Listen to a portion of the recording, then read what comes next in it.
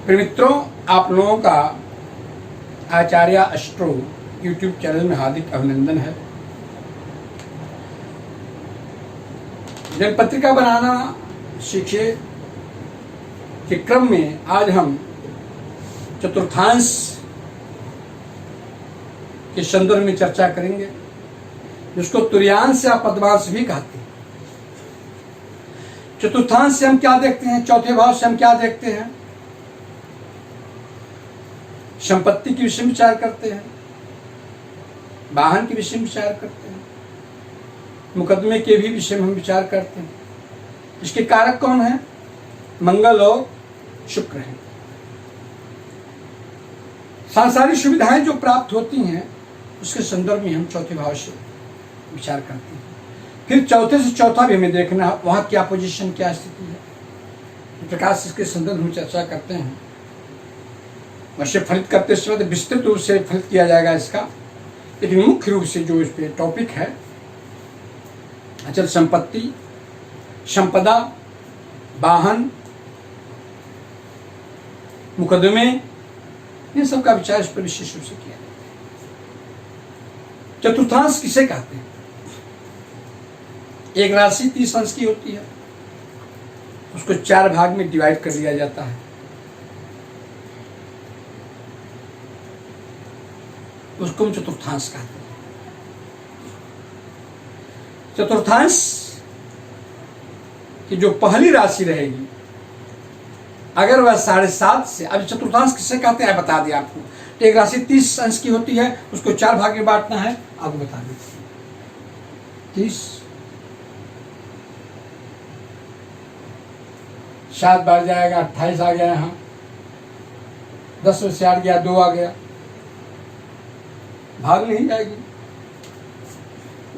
7 से बुरा करेंगे, 120 आ गया, 120 आ गया, 120 में पुनः हम 4 से भाग देंगे,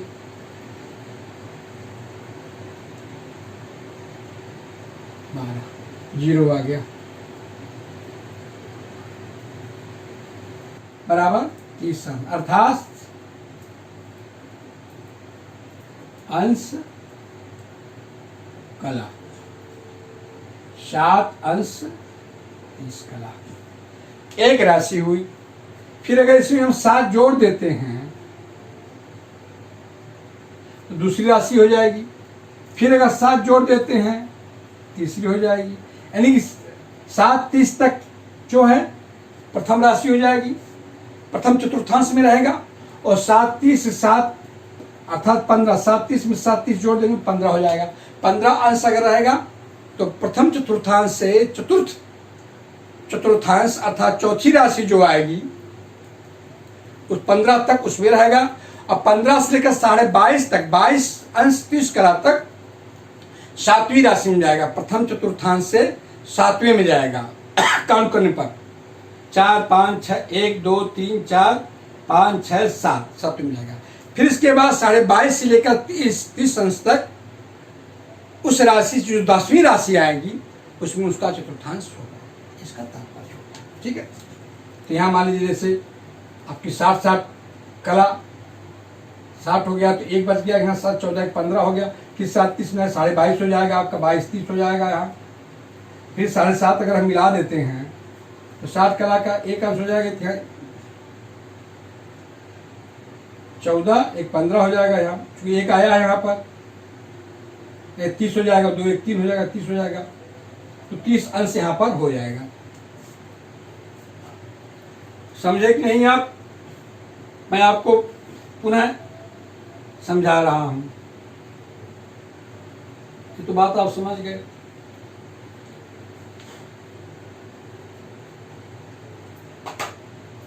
ठीक है। एक राशि कितने की होती है? 30 अंश की होती है। उसको 4 भाग में बांटना है। तो 7 अंश 30 कला 7 मिनट 7 डिग्री 30 मिनट की एक राशि होगी। फिर 7 30 में 7 30 जोड़ेंगे 15 हो जाएगा। 7 30 के बाद और 15 अंश के अंदर जो राशि आएगी, प्रथम राशि से हम गिनेंगे जो चौथी राशि आएगी उसमें वह ग्रह जाएगा, वह दूसरा उसका चतुर्थांश हो जाएगा। फिर 15 से लेकर के फिर उसमें 7 अंश 30 कला जोड़ेंगे 22.5 हो जाएगा। तो 15 से लेकर के 22.5 के अंदर जब जो चतुर्थांश आएगा वो उस राशि से, प्रथम राशि से वह 7वीं राशि में जाएगा। इसके बाद पुनः 22.5 से लेकर के 22 अंश 30 कला से लेकर के 30 अंश तक जो राशि आएगी, जो ग्रह आएगा, वह जो है दशम चतुर्थांश में जाएगा। अब मैं आपको एक चक्र बनाता हूँ, वो चक्र बनाता हूँ, इसके माध्यम से समझाने का प्रयास करूंगा जो आप आसानी से समझें। ये देखिए, पहले आप राशि लिखेंगे यहाँ पर, ठीक है ना।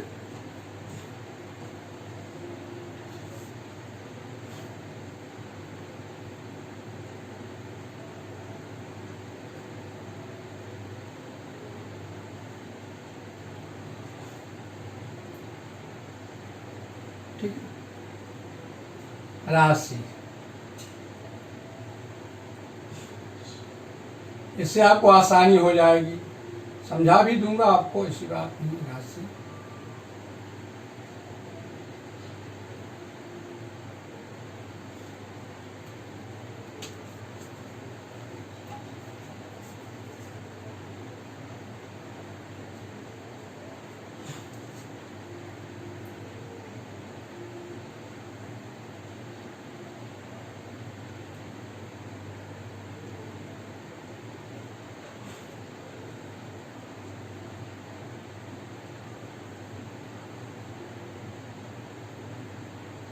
ये आपकी राशि हो जाएगी,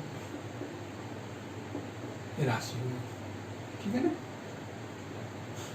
ये आपका अंश हो जाएगा, अंश हो जाएगा, ठीक है। अब देखिए,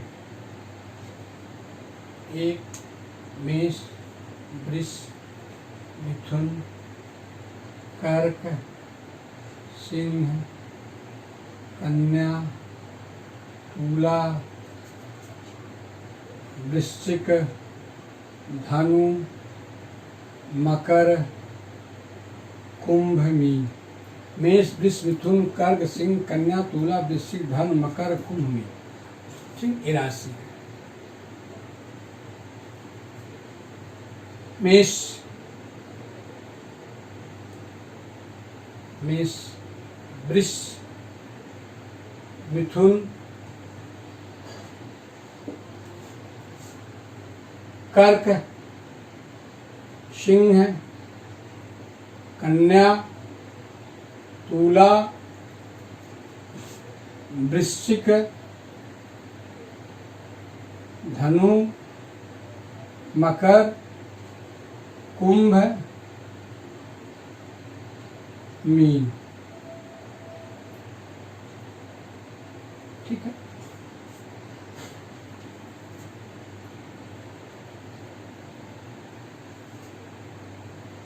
मिटा दीजिए। चलिए, राशि हो गया, अंश हो गया। तो प्रथम अंश कितने का होगा?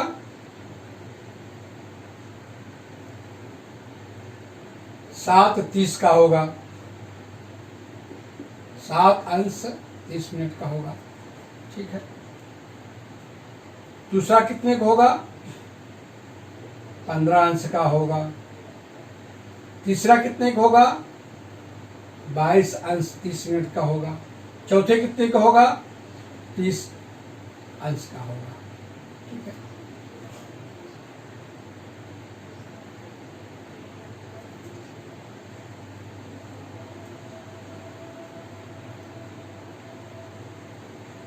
इससे आपको आसानी से समझ में आ जाएगी बात, बड़ी सरलता से। आपके पंचांग में भी ये चीजें मिलेंगी, पंचांग में ये चीजें उपलब्ध हैं, किसी किसी पंचांग में देते हैं। ठीक है, अब क्या बताया गया है आपको? प्रथम चतुर्थांश, अगर मान लीजिए मेष है, प्रथम चतुर्थांश उसकी चौथी राशि में जाएगा। मेष दूसरा चतुर्थांश चौथी राशि में जाएगा। अगर 7:30 से 15 के अंदर है तो इससे चौथी राशि मेष, वृष, मिथुन, कर्क 4 में जाएगा। और 4 से फिर इससे तीसरा, अगर 15 से ज्यादा और 22-30 के अंदर है तो मेष से 7वीं राशि में जाएगा, तो यहाँ 7 हो जाएगा। 22-30 से 30 के अंदर है तो वह मेष से 10वीं राशि में जाएगा, यहाँ 10 हो जाएगा। ठीक, अब यहाँ 2 लिखेंगे आप, अब जैसे आपको उदाहरण के रूप में समझा दें, आपको और आसानी हो जाएगी।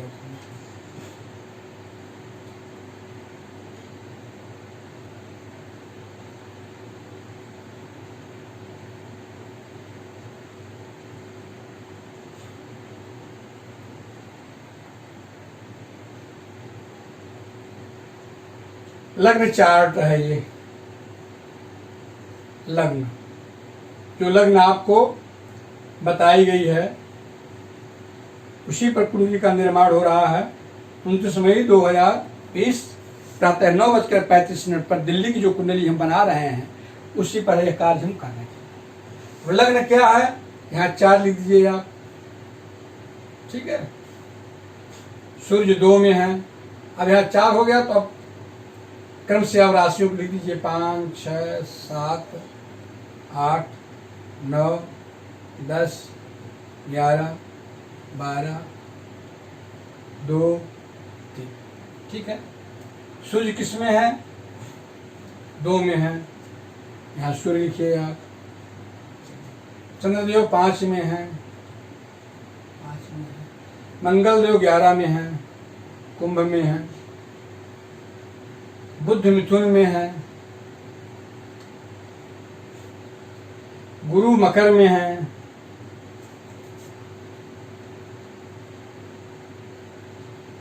शनिदेव शुक्र जो है 2 में है, वृष में है। शनिदेव मकर में है,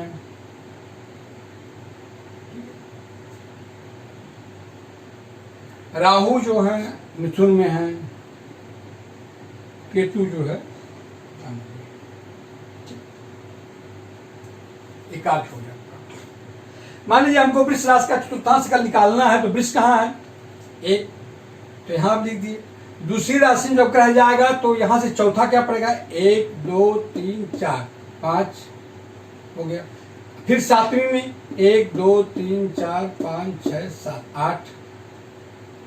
फिर 10वीं में 1, 2, 3, 4, 5, 6, 7, 8, 9, 10, 11। मिथुन राशि है, अगर 7 अंश 30 कला के अंदर है तो मिथुन में ही रहेगा, और 7 अंश 30 कला से ज्यादा 15 अंश के अंदर है तो वह अपनी राशि चौथी राशि उसका चतुर्थांश होगा। जैसे 7 अंश तक इसमें आ गया, अब 7 30 से 15 के अंदर आ गया, 3 से चौथी राशि क्या होगी, 1, 2, 3, 4, 6 यहाँ लिखेंगे, ठीक। 15 से 22 30 के अंदर आएगा तो यहाँ से 7वीं राशि जो आएगी, 3 से 7वीं राशि जो आएगी, 1, 2, 3, 4, 5, 6, 7, 9 आ जाएगा, ठीक। अगर मान लीजिए 22 अंश 30 कला से 30 अंश के अंदर है तो मिथुन से 10वीं राशि आएगी, 1, 2, 3, 4, 5, 6, 7, 8, 9, 10, 12 जाएगा, ठीक। इसी प्रकार से हर ग्रह हर राशि में प्रथम चतुर्थांश, द्वितीय जो है उस राशि से चौथे में, तृतीय जो उस राशि से सप्तम में, और दशम जो है चतुर्थ जो है उस राशि से दशम में वो है उसका चतुर्थांश बनेगा। अब कर्क है 4 हो गया, तो 4 हो गया, 1, 2, 3, 4, 7 आ जाएगा, यहाँ चौथे 7वें में जाइए 10 आ जाएगा,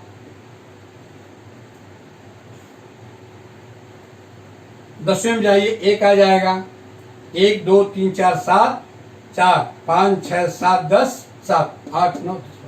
अब आप सिंह में जाइए, चौथी राशि क्या आएगी, 1, 2, 3, 4, 8 आ गया।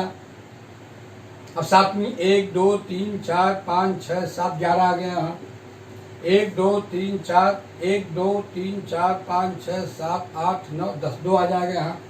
अब कर्क ले लीजिए आप, कन्या ले लीजिए आप,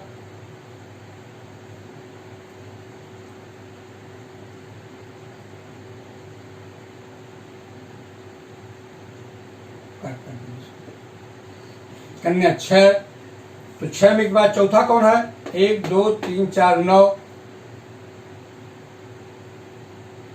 7वां कौन है, 1, 2, 3, 4, 5, 6, 7, 12। 10वां कौन है, 1, 2, 3, 4, 5, 6, 7, 8, 9, 10, 3। अब तुला में लीजिए 7 हो गया, चौथा कौन है, 1 2 3 4 10 हो गया। सातवां कौन है? 1 2 3 4 5 6 7 1 आ गया। 10वां 4 आ जाएगा। 1 2 3 4 5 6 7 8 9 10 4 आ गया यहाँ। अब आप वृश्चिक का लीजिए 8। 8 से चौथी राशि क्या आती है? 1 2 3 4 11। 1 2 3 4 5 6 7 2। 1 2 3 4 5 6 7 8 9 10 5। धनु में आ जाइए आप। चौथी राशि धनु से क्या आएगी? धन मकर कुंभ मीन 12। अब सातवीं राशि धन मकर कुंभ मीन मेष वृष मिथुन। 10वीं राशि धन मकर कुंभ मीन मेष वृष मिथुन कर्क सिंह कन्या। 6 राशि।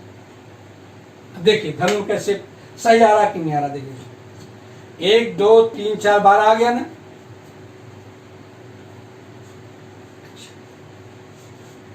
सातवीं 4 5 6 7 3 आ गया। 10वीं 8 9 10 6 आ गया। 10 मकर में लीजिए आप। देखिए ठीक वही करना है। इससे चौथी राशि क्या आएगी? 7 30 के बाद 15 के अंदर चौथी राशि में जाकर के चतुर्थांश बनेगा उसका। अब देखिए आप मकर लीजिए। 1 2 3 4 1 आ गया यहाँ। ठीक 7 4 आ जाएगा यहाँ। 1 2 3 4 5 6 7 8 9 10 7 आ गया यहाँ। ठीक है। कुंभ लीजिए आप। 1 2 3 4 2 आ जाएगा यहाँ। 1 2 3 4 5 6 7 5 आ जाएगा। 1 2 3 4 5 6 7 8 9 10 8 आ जाएगा यहाँ। अब मीन को आप ले लीजिए। 1 2 3 4 3 आ जाएगा। 1 2 3 4 5 6 7 6 आ जाएगा। 1 2 3 4 5 6 7 8 9 10 9 आ जाएगा। ये बोध चक्र है। क्या इसका नाम है? बोध चक्रम इदम बोध चक्रम। ये बोध चक्रम है। यह बोध चक्र है। ये तो हमारा लग्न है। इसके अनुसार हम बनाए हैं इसको। ठीक है ना। ये समझने की बात है चतुर्थांश हम कैसे निकालते हैं। एक राशि 30 अंश की होती है, उसको 4 भाग में किए तो 7 अंश 30 कला एक प्रथम चतुर्थांश होगा। दूसरा 7 अंश 30 कला से लेकर के 15 अंश के भीतर अगर चतुर्थांश होता है तो उस राशि से चौथी राशि का होगा। तीसरा 15 अंश से लेकर के 22 अंश 30 कला के अंदर होगा तो उस राशि से सातवीं राशि का चतुर्थांश होगा। चौथा 22 अंश 30 कला से लेकर के 30 अंश के अंदर अगर होगा तो वह राशि उस राशि से प्रथम चतुर्थांश से 10वीं राशि में होगा। ये उसका मूल सूत्र। ठीक। अब हम चतुर्थांश को निकालेंगे। अब कुंडली बनाएंगे। कैसे चतुर्थांश की कुंडली बनाते हैं लग्न को ध्यान करते हैं।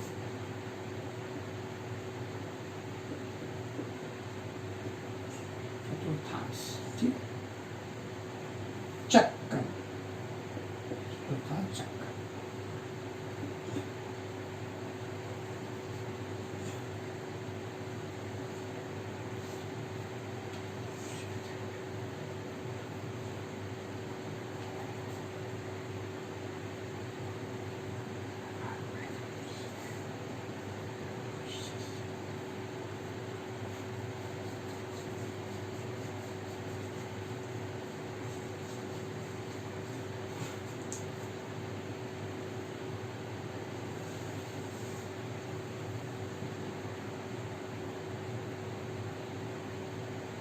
ठीक। अब हम देखेंगे। अब इस कुंडली का निर्माण हम करेंगे। लग्न क्या है इसका?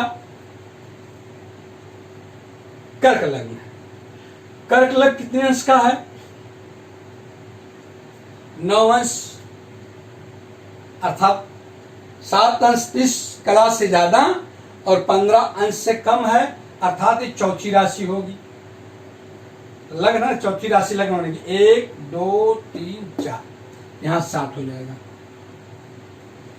7 अंश 30 कला के अंदर होता तो वही राशि आती 4 ही आती। 7 अंश 30 कला के बाद 15 अंश तक जो राशि है, जो 15 अंश जो है वह जो है उस राशि से चौथी राशि उसका चतुर्थांश होगा। तो 4, 1, 2, 3, 4 लग्न क्या हुआ इसका 7। अब इस लग्न को हम क्रम से बैठा देंगे।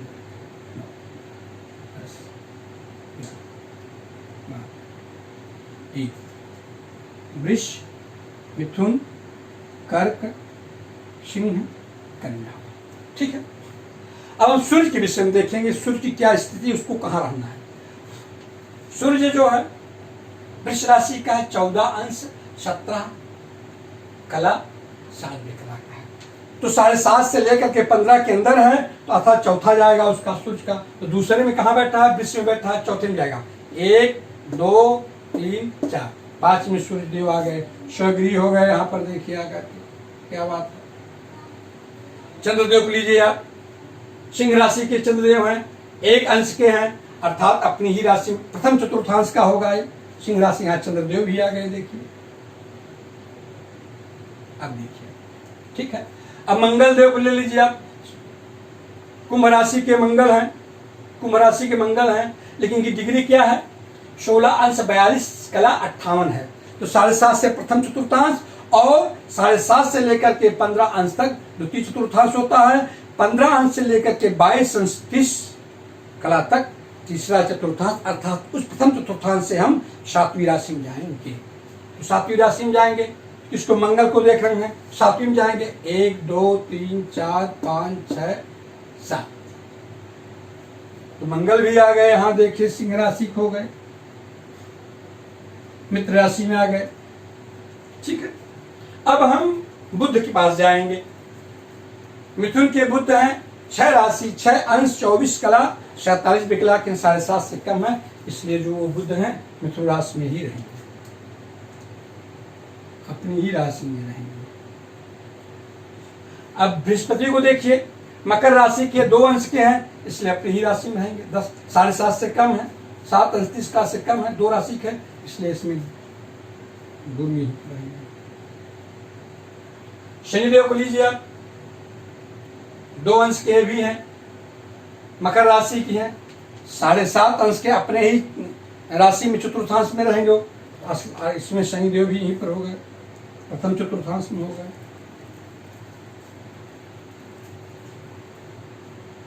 अरे गुरु के बाद शुक्र आ जाएंगे, शनि को लिख दिया, 1 मिनट सॉरी,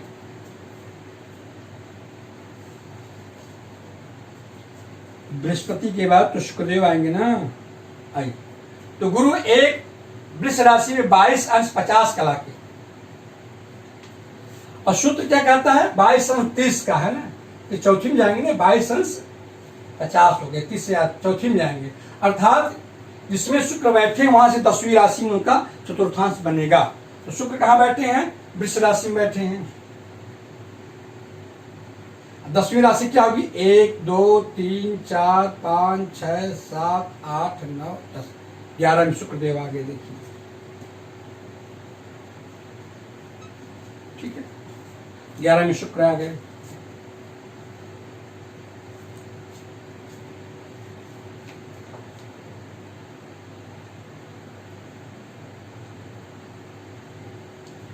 अब शनिदेव का नंबर आता है, शनिदेव 10 मकर राशि में 7 अंश 11 विकला के हैं, अर्थात 7.5 से कम है, इसलिए जो है शनिदेव प्रथम चतुर्थांश में ही रहेंगे, मकर राशि में ही रहेंगे। राहु देव को आगे लीजिए, तीसरे में 6 अंश 11 कला के हैं, तो राहु भी जो है यहीं पर रहेंगे। और केतु 9 राशि में है, 6 अंश के हैं, तो ये भी यहीं पर रहेंगे। हम यहाँ तो इस बात को आप समझ गए होंगे, बहुत सरल तरीके से मैं आपको समझा रहा हूँ। पुस्तकीय ज्ञान तो रखना परम आवश्यक होता है, लेकिन अपने ढंग से सरल भाषा में समझाना एक अलग विषय बन जाता है, ज़्यादा बातें समझ में आ जाती हैं। इस प्रकार से इस कार्य को आपको करना है। चतुर्थांश से हम क्या देखते हैं, चतुर्थांश से हम क्या देखते हैं, इससे हम देखते हैं अचल संपत्ति देखते हैं, संपदा के विषय विचार करते हैं, इसको तुर्यांश भी कहते हैं, पदवांश भी कहते हैं, वाहन के विषय में चर्चा करते हैं, मकान के विषय में चर्चा करते हैं, जो भौतिक सुविधाएं हैं उन सब के विषय में विचार करते हैं। इनके कारक शुक्र और मंगल है। तो शुक्र भौतिक कारक है, सांसारिक वस्तुएं सब देता, सुख सुविधा देते हैं। इन कार्य के मुकदमे के भी विषय में हम चर्चा करते हैं। इसका विशेष विश्लेषण हम चतुर्थांश भाव से करते हैं। अब इस स्थिति अगर इस चक्र को हम देखते हैं, बहुत बढ़िया चक्र बना हुआ है। यह व्यक्ति, यह जातक लग्नेश और लग्न को भी हम इसमें देखते हैं। चतुर्थ को देखेंगे, चतुर्थ से फिर चौथा जो पड़े उससे हम देखेंगे, चौथे से चौथे को देखेंगे, लग्नेश लग्न को देखेंगे हम। तो लग्नेश की स्थिति भी ठीक है, पंचम में आकर बैठे हुए हैं, एकदम जोग बना रहे हैं। त्रिकोण लग्नेश आकर के त्रिकोण में बैठे हुए हैं, अच्छा फल देंगे। मित्र की राशि में बैठे हुए हैं। शनि स्वगृही बने हुए हैं, यहाँ पर बृहस्पति बैठे हुए हैं, यहाँ पर निधन जोग भी बना रहे हैं। और सूर्य जो है, मंगल जो है यहाँ बैठे हुए हैं। 1 और 8 का स्वामी आकर सप्तमेश और द्वितीय से आकर के आय भाव में बैठे हुए हैं। बहुत अच्छा योग बन रहा है इस कुंडली में है। यह जातक जो है भूम वाहन हर चीज से यह संपूर्ण रहेगा। कोई ऐसा ग्रह नहीं, शुक्र भी इनको देख रहा है, इसको देख रहा है, मंगल को भी देख रहे, इसलिए पूरा सहयोग करेंगे। वाहन से युक्त जो सांसारिक भौतिक सुविधाएं हैं सब इनको प्राप्त होगी। ये कुंडली बहुत अच्छी है। इस प्रकार से इस चक्र का निर्माण किया जाता है। और जो भी बातें समझ में आपको नहीं आती है तो आप निसंदेह पूछ सकते हैं, उसको बताने का पूरा प्रयास किया जाएगा। और इस ज्योतिष ज्ञान को अगर पत्री बनाना आप सीखेंगे तो इसको आपको ही लाभ मिलेगा। कोई भी ग्रह कैसी स्थिति उसकी है, कब देखा जाता है। देखिए ज्योतिष नहीं गलत है, ज्योतिष का अध्ययन करने वाला गलत हो जाता है, क्योंकि अच्छी तरह उसका अध्ययन नहीं उस पर हो जाता है। लेकिन जो हमारे ज्योतिष शास्त्र जो है, जो विद्याएं हमें प्राप्त हुई हैं, ये हमारे ऋषियों से प्राप्त हुई है और निःशुल्क प्राप्त हुई है। काफी उन्होंने तपस्या की, अध्ययन किया है। अध्ययन करने के बाद ये चीज हमें दिया है। यह बहुत प्राचीन विद्या है, जिसके माध्यम से हम अपने जीवन के प्रतिबिंब को परख सकते हैं। अब इसमें आपका कितना अध्ययन है, कितनी आप जानकारी प्राप्त करते हैं, उस आधार पर आपका फलित काम करता है। बृहद जानकारी अगर आप प्राप्त करते हैं, अध्ययन करेंगे, कुंडलियों की जानकारी आप लेंगे, तो समझ लीजिए कि आप 20 ज्योतिषियों में से एक ज्योतिषी बनकर रहेंगे। उनके बीच अपने वाक को आप कर सकते हैं। वैसे लग्न तो एक ऐसा चक्र है जिसके माध्यम से पूरा वर्णन कर दिया जा सकता है। ऐसे विद्वान है, लग्न देखते ही पूरा बता देते हैं। लेकिन उसके डीप में जाने के लिए, गहराई में जाने के लिए आप इस चक्र का निर्माण करेंगे, ज्यादा सुविधाएं इसमें स्पष्ट हो गया पूरा।